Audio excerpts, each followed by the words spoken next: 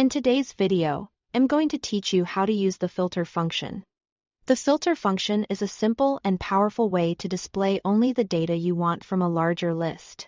Instead of manually sorting through rows or hiding information, you can use a formula to automatically return matching results. This is especially helpful when you are working with product lists, names, categories, or any table where you only want to show specific entries. To get started, enter your data into the worksheet in a clear table or list format. Make sure your information is organized into rows and columns, because the filter function works best when your data range is clean and consistent.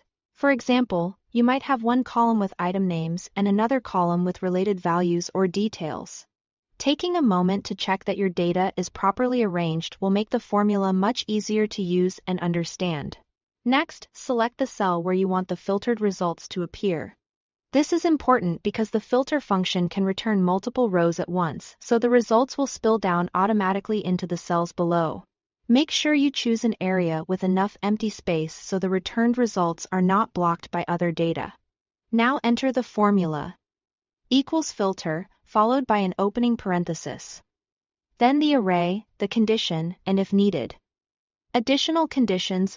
In other words, the structure is equals filter, open parenthesis, array, condition 1, and then optional extra conditions if you want to narrow the results even more. The array is the full range of data you want returned, and the condition tells the formula which rows should be included. For example, you can type equals filter, open parenthesis, A2 through B10, A2 through A equals apple, close parenthesis. This formula tells the spreadsheet to return rows from columns A and B, where the values in column A match apple. Once you press enter, the matching rows will appear automatically. As a helpful tip, always make sure the condition range lines up with the same rows as the main array. If those ranges do not match correctly, the formula may not work as expected. Also, remember that filter is dynamic, so if your source data changes, your filtered results will update automatically.